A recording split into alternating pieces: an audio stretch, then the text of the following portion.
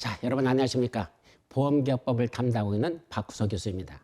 자, 지금부터 보험기업법 보험 판례 들어가기 전에 간단하게 오리엔테이션 시간을 갖도록 하죠. 자, 오리엔테이션에서 첫 번째 하는 건 보험 판례가 무엇이더냐? 라는 판례에 대한 개념을 정리합니다.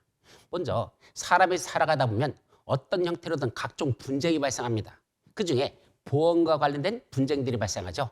대표적인 게 보험회사하고 그 고객하고 어떤 보험금 지급에 관해서 어떤 분쟁들이 상당히 많습니다.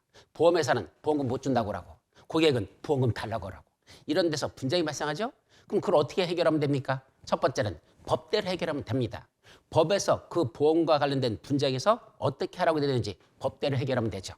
자, 두 번째는 약관에 규정되어 있으면 약관대로 하면 됩니다. 그건 서로가 만들어 놓은 하나의 규칙이니까 그 규칙대로 하면 됩니다. 근데 문제는 뭡니까? 그런 보험과 관련된 각종 법령이나 또는 약관에 그 분쟁과 관련된 내용이 없습니다. 모든 분쟁과 관련된 것들이 법으로 다 만들거나 약관으로 만든다. 불가능하죠. 중요한 사항들만 법으로 만들고 약관으로 만들지 아주 시시콜콜한 세부적인 것까지요 약관으로 만들거나 법으로 만들 수는 없습니다. 그러다 보니까 약관이나 법에 없는 내용 갖고 분쟁이 발생하면 이거 어떻게 해결할래? 일단 분쟁은 발생했고 어떤 형태로든 해결해야 되겠죠? 자, 두 번째, 그 법이나 약관을 해석하는 데 있어서 서로 간의 입장이 다른 경우가 있습니다. 어떻게 다르죠? 보험회사에서는 이 법이나 약관을 해석할 때 이렇게 해석하는 게 맞다. 따라서 보험금을 지급할 수 없다. 이렇게 할 것이고 고객 입장에서는 무슨 소리입니까? 그걸 왜 그렇게 해석합니까? 이렇게 해석하는 게 맞죠. 라고 서로 그 해석에 있어서 입장이 달라집니다. 그럼 누군가가 가운데서 중립적인 위치에서 네 말이 맞다, 네 말이 맞다 라고 그걸 분간해 줄 수밖에 없습니다. 그럼 그건 누가 할까? 바로 재판에 의해서 이루어지는 게 원칙이라는 얘기입니다. 그럼 그런 것들이 재판에 올라가면 판사가 양쪽 의견을 다 들어보고 중립적인 입장에서 그래, 네 말이 맞다, 아니 네 말이 맞다 이걸 판결로서 내려줍니다. 그래서 그때 나오는 게 법원에서 그 시시비비를 가리는 재판이 진행되고 그 재판 결과 판결문이 나오죠. 그럼 거기 이제 판결문에 보시면 이때는 누가 맞다 틀리다를 가려주고 그에 관련된 내용들을 쭉 설명을 해주고 있습니다. 자, 그 판결문이 나오죠. 그 판결문의 사례들을 전부 다 모으면 그게 뭐가 된다? 보험 판례가 된다. 보험과 관련된 판결의 예를 들어온 것이다. 이 예라는 건 판결의 예를 들어온 것이다. 이게 판례라는 얘기죠. 그래서 지금부터 그 보험과 관련된 각종 분쟁에 대해서 어떤 식으로 그걸 판결하고 있는지 그것들을 모아진 보험 판례에 대해서 강의를 한다. 이게 바로 보험 판례라는 뜻입니다. 자, 두 번째. 그럼 보험 판례를 왜 공부하죠? 예, 간단합니다. 첫 번째, 보험계리사와 손해사정사 시험에서 반 정도가 그 문제의 반이 보험 판례와 관련된 문제가 출제되고 있습니다. 옛날에는 한 20-30%도 나면 그래도 많이 난다고 그랬었습니다. 초기에는 아예 판례가 없었고요. 그러다가 어느 날부터 판례와 관련된 문제들이 상당히 많이 늘어나고 있습니다. 그것도 최근 판례는 거의 대부분이 다 시험 문제에 들어가는 형태로 나오고 있죠. 따라서 옛날 책만 갖고 공부해서는 안 됩니다. 최근에 나오는 판례들이 무엇인지 반드시 정리해야 됩니다.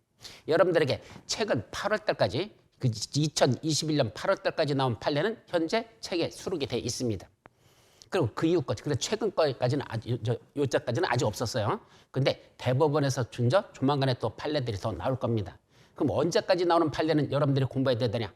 2022년 2월 달까지 나오는 판례는 여러분들이 공부하셔야 됩니다. 그래야 4월 달 시험 문제를 풀 수 있습니다.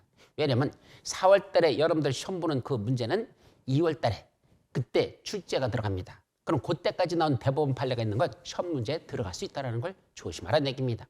그럼 지금부터 아직 안 나온 판례들은 어떡할까? 이제 2월 달까지는 아직 진행이 더 돼야 되는데 그거는 나중에 여러분들에게 별도로 판례를 갖다 올려드릴 겁니다. 따라서 한 3월 달 말쯤 돼서는 우리 미래보험교육원 인터넷 사이트 들어와 보면 그동안에 새로 올라온 판례가 있다면 그 판례에 대해서는 다시 여러분들에게 올려드릴 테니까 그거 만약에 필요하다면 강의도 할 것이지만 보통은 여러분들이 읽어서 이해할 수 있을 정도로 설명을 해놓을 테니까 그때 그걸 한 번 더 확인하시기 바랍니다.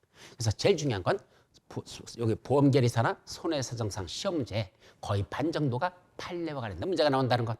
따라서 과락만 면하려면 그냥 법조문만 달달달 공부하면 되겠지만 그것만 갖고는 부족하다는 거. 그래서 판례 공부까지 해야 됩니다. 근데 이 판례 공부는요.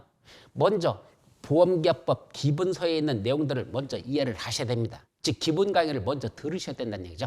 왜냐하면 법에 이런 식으로 돼 있는데 그와 관련된 분쟁들이 발생하는 거거든요.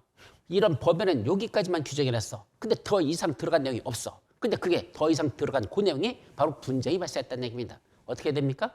법에 요까지 있다는 내용은 여러분들이 알아야 그 다음 들어가는 내용을 그걸 판례에서 나오는 내용을 이해할 수 있겠죠.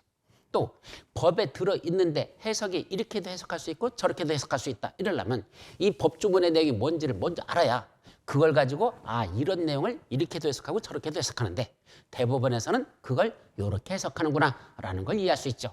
그러니까 먼저 기본적인 보험계약법 기본서에 있는 내용들을 이해를 해야 그 다음에 판례라는 거로 한 단계 더 들어가는 겁니다.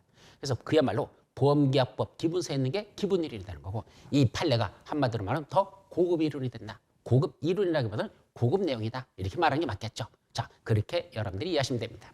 자, 두 번째, 왜 보험 판례를 공부합니까? 법과 약관을 정확하게 이해함으로써 실무에서 전문성을 함양하기 위한 겁니다. 당연하죠. 법만 나오면 뭡니까? 그 법이 무슨 의미인지도 모르겠는데 또 법에는 없는 그 밖에 수많은 분쟁이 발생하는 것들에 대해서 내가 정확하게 알고 있으면 나중에 그와 관련돼서 특히 손해사정 사시는 분들은 손해사정 업무를 정확하게 할 수 있고 또 보험 계리사도 보험 상품 만들 때 이럴 때는 이건 면책이 되는구나. 이럴 때는 이런 문제가 있었구나. 그런 걸 고려해가지고 여러분들이 상품을 만들어낼 수 있을 겁니다. 그래서 둘 다 중요하다. 자, 세 번째는 적어도 보험금을 제대로 받을 수 있는 능력을 배양하기 위한 겁니다. 당연하죠. 가장 많은 분쟁이 뭐더냐? 보험회사에서는 보험금 못 줘요. 이건 면책이에요. 이렇게 주장하고 계약자 입장에서는 무슨 소리입니까? 이러니까 줘야 되지 않습니까? 라고 나옵니다. 특히 약관에서 이럴 때는 지급하지 않습니다라고 면책 약관을 만들어 놓은 것들이 많은데 경우에 따라서는 대법원에서는 그거 무효다라고 판정합니다. 그거 만들었어도 그거는 효력이 없는 거니까 보험금 지급하라. 이런 내용들이 대법원 판례에서 상당히 많이 나옵니다. 따라서 법이나 약관만 알아서 될 게 아니고 그걸 뒤집을 수 있는 대법원 판례들이 어떤 것들이 있는지 이것까지 공부함으로써 나중에 여러분들이 보험금 청구할 때 보험회사에서 못 줘요 그러면 여러분 뭐라고 합니까? 못 줘요? 대법원 판례 몇 년도 판례 한번 볼까요? 그 판례 보니까 이렇게 지급하라고 돼 있는데 왜 안 주십니까? 하면 보험회사가 끔찍없이 보험금 주게 돼 있습니다. 그래서 여러분들이 나중에 가장 중요한 보험에 왜 가입한다? 사고 났을 때 보험금 받으려고 가입하는 거지 보험회사 부자 되라고 보험 가입하는 거 아니지 않습니까? 따라서 보험금을 제대로 받기 위해서는 판례에 대한 걸 정확하게 숙지를 하셔야 된다라는 걸 말씀드립니다. 자, 이제 세 번째 본 교재의 장점. 올해 새로 쓰는 이 보험 판례집은 작년가에 비해서 상당히 많이 수정을 했습니다. 거의 한 달 가까이 새로 수정을 하면서 작업을 했습니다. 그래서 여러분들이 이 판례집만 사실은 공부하다 보니까 판례가 상당히 어렵다 그랬죠? 내용이 상당히 어려워요, 사실은. 그런데 그걸 최소한 여러분들이 이해를 도울 수 있도록 그거에 대한 보충 내용들을 상당히 많이 집어넣었습니다. 작년에 비해서. 그래서 작년에 비해서 거의 한 100페이지 가까이 분량이 늘어난 걸로 기억합니다. 한 7, 80페이지 늘어났나요? 그 정도 늘어났으니까 여러분들이 새로 이 늘어난 거는 보충 설명한 거, 새로운 판례도 들어간 것도 있고 보충 설명한 것들이 많아졌다는 것. 그래서 여러분들에게 도움이 될 겁니다. 자, 이 판례집의 장점은 첫 번째, 보험계약법 기본서의 순서와 맞게 배열함으로써 기본서 공부와 동시에 정리할 수 있습니다. 즉 판례들을 무조건한 게 아니라 책에 쓴 순서대로 맞춰가지고 그 판례들을 보면 우리 기본서에 이거 대법원 판례 내용들 핵심 정리하는 게 있어요. 그래서 원래 기본서에서는 대법원 판례를 뺄까 그러다가 시험 문제에서 나왔던 핵심적인 그 내용들 적어도 한 서너 줄 정도 되는 것들 그것들은 가급적이면 다 이 책에다 기본서에 넣어놨습니다. 근데 그거는 결론만 얘기해놨지 왜 그런 내용이 나왔는지 그 이유가 없잖아요. 그래서 그거에 대한 건 다시 판례집에다 세부적인 건 집어넣는 겁니다. 근데 그게 순서대로 기본서에 있는 순서대로 날려있으니까 혹시 기본서에 있는 판례 읽다가 이 내용을 잘 모르겠다. 그럼 그걸 알고 싶으면 판례집을 뒤져도 됩니다. 근데 가급적이면 그렇게 기본서 판례 보면서 나갈 수도 있지만 먼저 기본서에 있는 내용 전체를 한번 공부하는 게 더 도움이 될 겁니다. 왜? 보험계약법 전체를 먼저 알고 나서 그 다음에 이런 내용이 있었는데 그럼 판례는 어떻게 됐지? 그 다음에 판례집으로 들어가는 게 맞겠죠. 그래서 처음에 공부할 때는 기본서에 있는 걸 먼저 읽어보고 그 다음에 어느 정도 다 한번 쭉 정리가 되고 나서 그 다음부터 더 깊이 들어갈 때 그때 그 판례에 관한 내용이 무엇인지는 구체적인 건 판례집하고 같이 병행하거나 아니면 기본서 강의 다 끝내놓고 판례집보만 한 두세 번 더 읽어보는 이런 정도로 공부하는 것도 하나의 방법일 겁니다. 자, 두 번째, 각 판례의 제목에다가 핵심 내용을 표시하여 판례 내용 파악 후 제목만 정리해도 충분하도록 가급적 그렇게 했습니다. 즉 각각의 판례마다 뭐가 있더냐? 제목들이 있습니다. 한번 볼까요? 이제 1장 이제 시작인데 여기 보면 이렇게 선언 공제에 대하여 상법상 보험금 청구권 소멸 시효의 적용 여부라고 돼 있죠. 그럼 선언 공제는 원래는 보험 파트가 아닙니다. 보험과 유사하지만 보험과는 구분되는 게 바로 공제죠. 근데 이 공제라는 거에 대해서 보험 상법에 있는 이 상법상 보험금 청구권 소멸 시효를 공제에도 적용을 할 수 있느냐 못하느냐. 즉 선언 공제에서도 보험금 청구권 소멸 시효가 있을 것인데 그게 상법에 있는 보험금 청구권 소멸 시효를 거기다 적용할 수 있느냐 없느냐 이런 식으로 제목을 하나 먼저 이렇게 써놓고 그다음에 그에 대해서 적용한다 안 한다라는 내용을 여기다 괄호 속에다 이런 식으로 표시를 해놨습니다. 근데 이 괄호 속에 표시한 이 내용들의 또 설명을 또 여러분들이 이해를 해야 되겠죠? 여기 뭐라고 쓰셨습니까? 적극이란 말이 있습니다. 이때 적극이라는 건 무슨 말이 되냐? 자, 우리 거기 보면 어떤 때는 적극, 어떤 때는 소극, 어떤 때는 원칙적 적극, 어떤 때는 원칙적 소극이라는 요 네 가지 용어들이 거기 각각 제목마다 끝나는 부분에 이런 게 들어있습니다. 다 들어있는 건 아니고 그 내용에 따라서 달라지지만 그렇게 되어 있습니다. 이건 무슨 말이냐면 판례 제목에서 이런 걸 인정하느냐 안 하느냐의 여부에 대해서 우리 알아보자라는 내용이죠. 그럼 인정 여부라고 됐잖아. 그때는 괄호 열고 말했죠. 적극. 그럼 무슨 말은 무슨 뜻이다? 긍정의 뜻입니다. 그래 그렇게 인정하느냐 여부에 대해서 물었더니 적극하면 그래 인정한다. 다시 말하면 선언 공제에 대해서도 상법에 나오는 보험금 청구권 소멸 시효를 인정한다. 그걸 적용한다. 그래서 적극하면 그걸 인정한다는 뜻이다. 이런 뜻이죠. 소극은 뭘까요?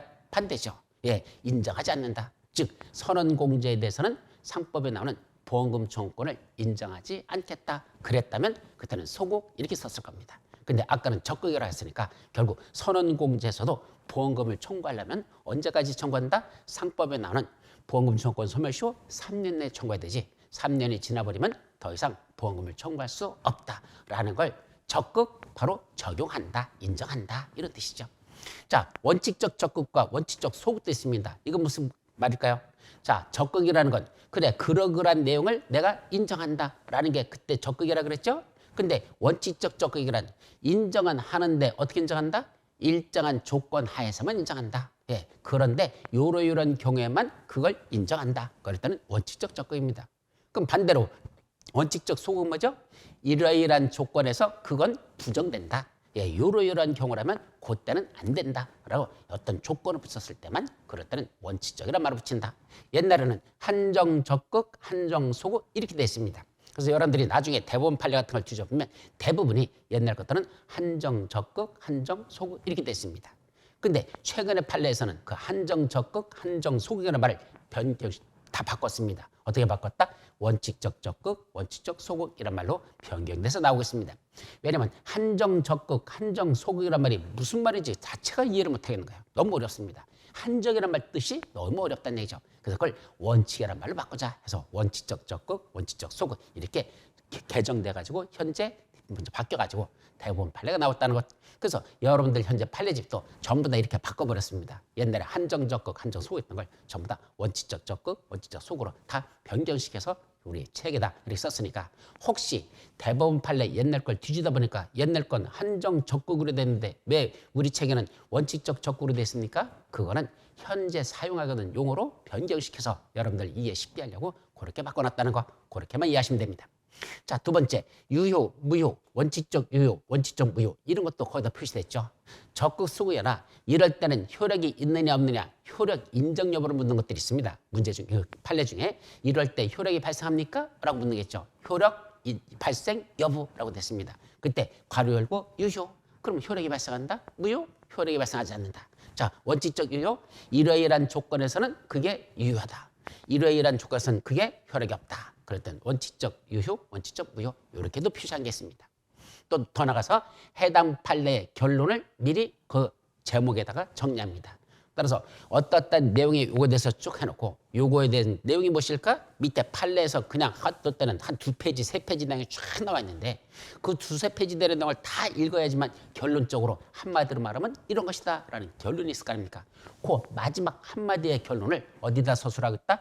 판례 제목, 그 내용 끝나는 아까 맨 뒷부분 거기다가 다시 괄호 열고 여기다 그리고 이렇게 써서 이렇게다 괄호 열고 이렇게 이퀄 해놓고 어떤 내용이다라고 하고 괄호 닫기 이렇게 해서 한 줄로다가 보통 한두 줄로 다 정리한 그 내용을 마지막에 내놨습니다.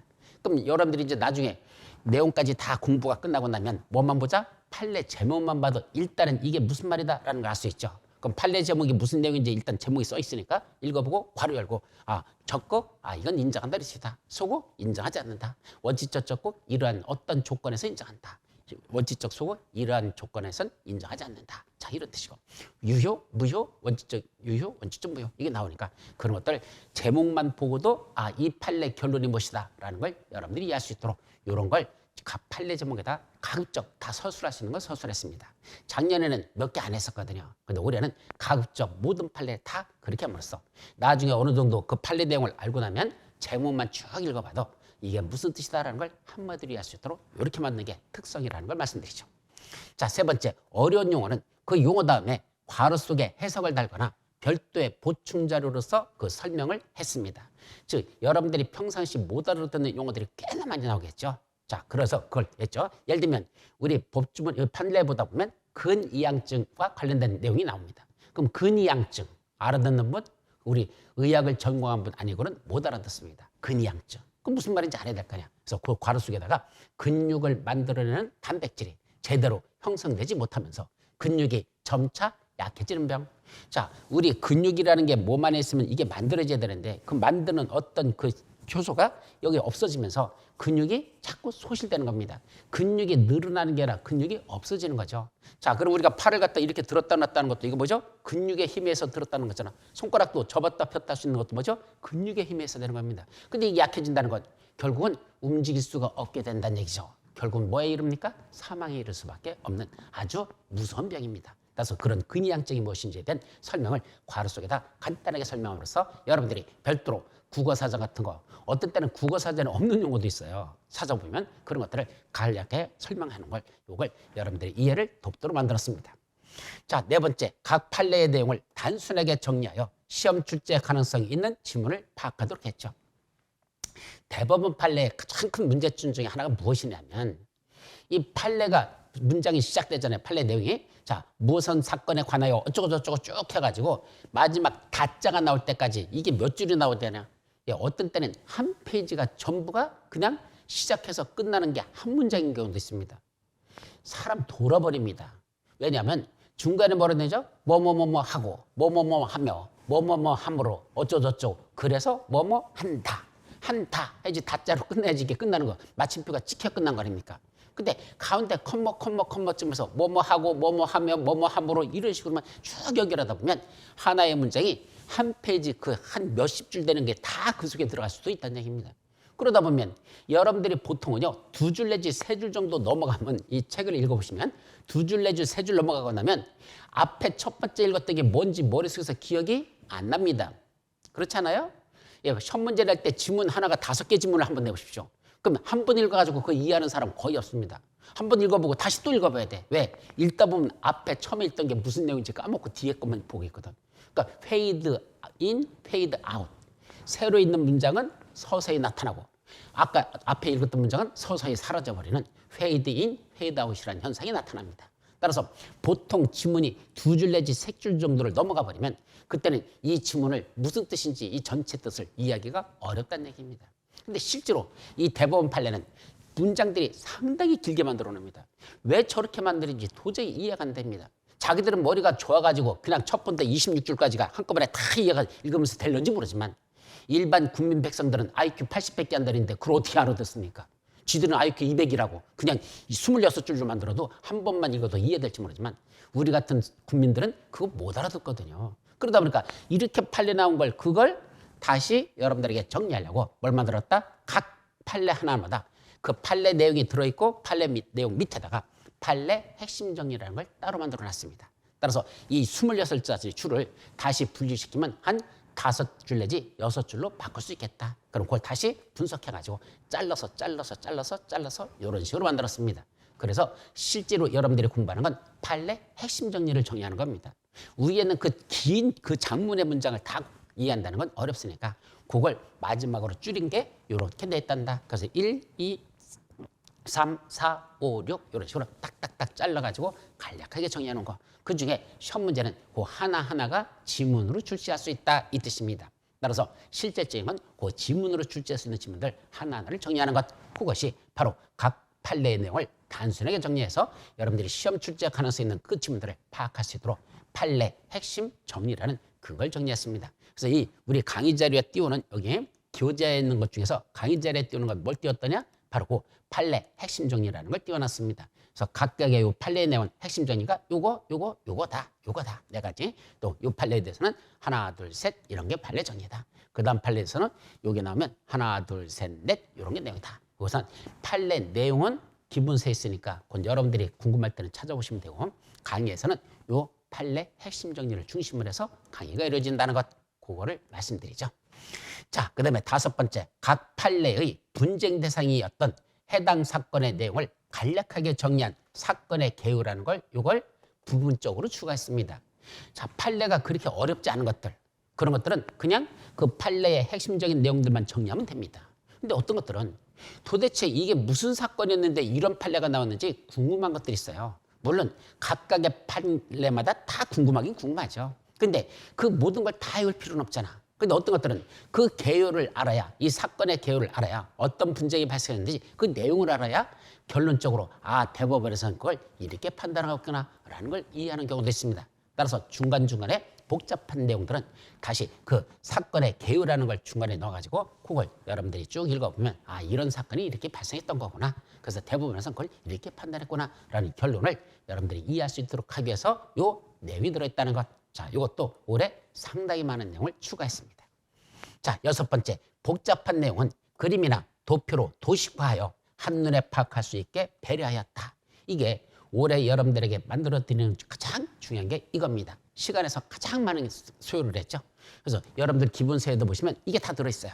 그래서 아주 복잡한 것들, 이 판결 내린 게 뭐 가불병정 사람들이 막 튀어나오면서 이 사람 저 사람 막 튀어나오면 이 사람이 저 사람 같고 저 사람이 이 사람 같고 뭐 복잡하잖아요. 그거를 판례 내용을 하나의 도표로 만들어가지고 이때 어떤 사건이 벌어졌는지 이들 간에 이러이러한 문제가 생겼다. 그래서 결론은 어떻다라는 걸 요 그림을 보면서 이해할 수 있도록 이런 걸 상당히 많이 만들어놨습니다. 근데 다 그렇게 만들 필요는 없어. 복잡한 것들. 특히 여러분들 보면 어떻게 제일 많다냐. 보험자 대위에 관한 내용들. 거기서 또 책임보험에 관한 것들. 또는 보증보험에 관한 것들. 그런 데는 내용이 복잡한 관계가 많거든요. 그래서 그런 것들은 가급적 전부 다 복잡한 것은 이런 식으로 그림으로 도식화시켜가지고 여러분들이 이해를 도운 거. 이것이 이번에 이건 대한민국 누구도 보험 판례에 관한 걸 이렇게 서술한 사람은 없습니다. 그래서 이거 만들려면 이거 장난 아니에요. 제가 원래 PPT를 잘 못하기 때문에 이거 한글 작업을 한 겁니다. 한글로 다 하나씩 다 그려가면서 저 도표 그리고 하느라고 이거 하나 만들려면 한 2시간씩 걸려요. 하나가. 그래서 그걸 어마어마한 시간을 들여가지고 날밤 새우면서 이번에 만든 제 역작 중에 역작이다라는 걸 말씀드립니다. 자, 그 다음 다시 돌아가서 요거 이제 일곱 번째, 최근 몇 년 동안 13년 동안 출제된 판례를 대부분 수록하였습니다. 그래서 여러분들 여기 나온 판례는 약 440페이지 정도 가까이 되는데 분량이 이 440페이지 되는 이 분량이 있는 판례는 최근 13년 동안 출제됐던 내용들은 거의 다 들어있습니다. 그것만 들어있더냐? 아닙니다. 아직 출제되지 않은 것들. 그것도 출제가 하나 쓰이는 것들이 다 집어넣었죠. 그래가지고 매년 여기 있는 내용에서 처음 출제되는 내용도 상당히 많이 출제됩니다. 그래서 여러분들 실제로 시험 문제 보면 그 시험 문제 나오는 문제 중에서 판례 문제 중에 거의 80% 이상은 이 속에 있는 판례들이 다 시험 문제 납니다. 많으면 100% 타는 경우도 많고 아무리 못 나도 80% 정도는 여러분들 판례 문제에 접근할 수 있도록 이 판례집에 다 들어있습니다. 그래서 이것만 정리해도 충분할 거다라는 걸 말씀드리죠. 또 각 판례마다 출제된 회차를 표시했습니다. 그래서 아까 보면 어떻게 됐죠? 예를 들면 여러분들 첫 번째 판례 이게 들어있는데 어선공제 3법 613조 즉 보험계약자 등의 불이익변경 금지 조항을 적용하느냐 안 하느냐 여부에 대해서 뭐랍니까? 적극? 그럼 아까 적용한다 그랬죠? 그래 놓고는 언제 출제됐다? 요 판례가 37회 때, 39회 때, 44회 때 이렇게 출제됐다. 최근 13년 동안에 이렇게 3번이 출제됐다라는 출제 연도까지도 몇 회 출제된지 그 회차까지도 이렇게 표시함으로써 여러분들이 이 판례가 중요한 판례인지 아닌지를 이해할 수 있습니다.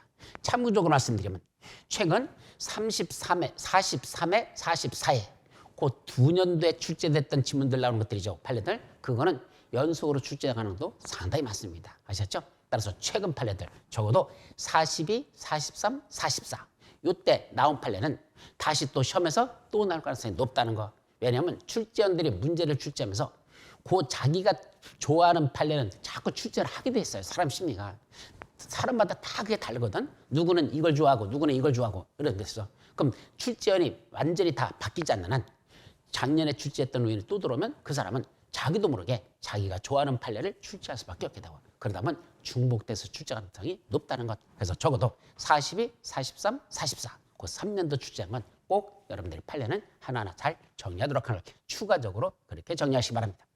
자, 마지막으로 가장 최근에 나온 판례는 별도로 부록으로 추가했습니다. 그래서 2021년 8월 달까지 나온 판례들은 부록으로 다 별도로 나왔습니다. 왜냐하면 새로운 판례 나온 건 그 다음 연도에 올해 판례는 내년도 시험관정서의 1순위거든요. 항상 그래요.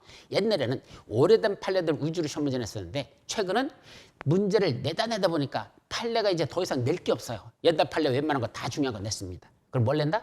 최근에 올해 나온 거 아직 시험 문제 출제되지 않은 따끈따끈한 판례라고 그러죠. 그래서 올해 새로 나온 판례가 바로 내년도에 시험 문제 납니다. 따라서 올해 2021년도에 나왔던 판례들은 내년 2020년도 시험 문제 다일 가능성이 상당히 높다는 얘기죠. 그래서 그것들만 별도로 다 부록에다 정리를 해놨습니다.